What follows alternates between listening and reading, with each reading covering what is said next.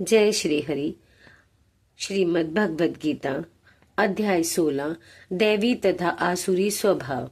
भगवान ने कहा, हे भरत पुत्र, निर्भयता, आत्मशुद्धि, आध्यात्मिक ज्ञान का अनुशीलन, दान, आत्म संयम, यज्ञ परायणता, वेदाध्ययन, तपस्या, सरलता, अहिंसा, सत्यता, क्रोध विहीनता, त्याग, शांति, छिद्रान्वेषण में अरुचि, समस्त जीवों पर करुणा, लोभ विहीनता, भद्रता, लज्जा, संकल्प, तेज, क्षमा, धैर्य, पवित्रता, ईर्ष्या तथा सम्मान की अभिलाषा से मुक्ति, ये सारे दिव्य गुण हैं जो दैवी प्रकृति से संपन्न देवतुल्य पुरुषों में पाए जाते हैं। हे पृथा पुत्र, दंभ, दर्प, अभिमान, क्रोध, कठोरता तथा अज्ञान ये आसुरी स्वभाव वालों के गुण हैं। दिव्य गुण मोक्ष के लिए अनुकूल है और आसुरी गुण बंधन दिलाने के लिए हैं।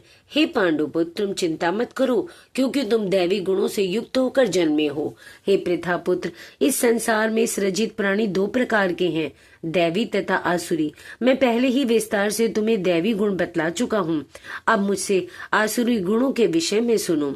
जो आसुरी हैं, वे यह नहीं जानते कि क्या करना चाहिए और क्या नहीं करना चाहिए। उनमें न तो पवित्रता, न उचित आचरण और न ही सत्य पाया जाता है। वे कहते हैं कि यह जगत मिथ्या है, इसका कोई आधार नहीं है और इसका नियमन किसी ईश्वर द्वारा नहीं होता है। उनका कहना है कि यह कामेच्छा से उत्पन्न होता है और काम के अतिरिक्त कोई अन्य कारण नहीं है।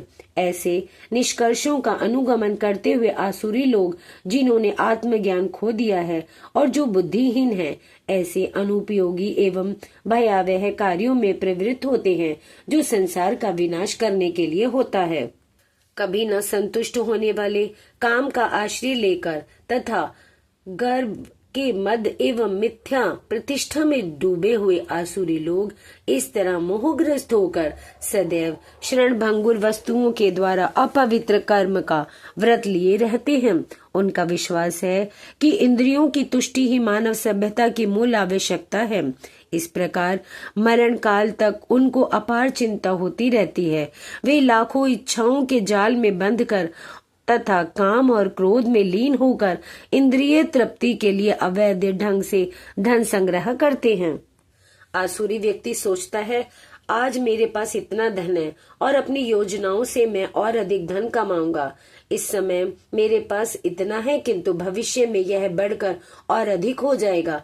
वह मेरा शत्रु है और मैंने उसे मार दिया है और मेरे अन्य शत्रु भी मार दिए जाएंगे। मैं सभी वस्तुओं का स्वामी हूँ, मैं भोक्ता हूँ, मैं सिद्ध, शक्तिमान तथा सुखी हूँ, मैं सबसे धनी व्यक्ति हूँ और मेरे आसपास मेरे कुलीन संबंधी हैं। कोई अन्य मेरे समान शक्तिमान तथा सुखी नहीं है। मैं यज्ञ करूंगा, दान दूंगा और इस तरह आनंद मनाऊंगा। इस प्रकार ऐसे व्यक्ति अज्ञानवश मोहग्रस्त होते रहते हैं। इस प्रकार अनेक चिंताओं से उद्गिन होकर तथा मोहजाल में बंद कर वे इंद्रिय भोग में अत्यधिक आसक्त हो जाते हैं और नरक में गिरते हैं। अपने को श्रेष्ठ मानने वाले तथा सदैव घमंड करने वाले, संपत्ति तथा मिथ्या प्रतिष्ठा से मोहग्रस्त लोग किसी विधि विधान का पालन न करते हुए कभी कभी नाम मात्र के लिए बड़े ही गर्व के साथ यज्ञ करते हैं। मिथ्या अहंकार, बल, दर्प, काम तथा क्रोध से मोहित होकर आसुरी व्यक्ति अपने शरीर में तथा अन्यों के शरीर में स्थित भगवान से ईर्ष्या और वास्तविक धर्म की निंदा करने लगते हैं।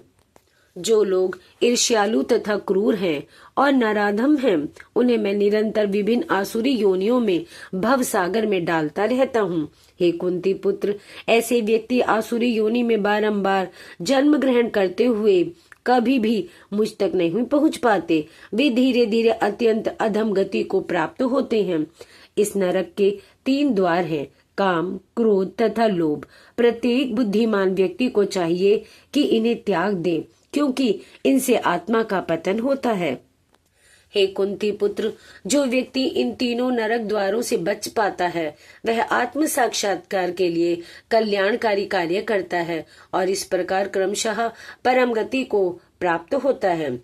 जो शास्त्रों के आदेशों की अवहेलना करता है और मनमाने ढंग से कार्य करता है, उसे ना तो सिद्धि, ना सुख, ना ही परम गति की प्राप्ति हो पाती है।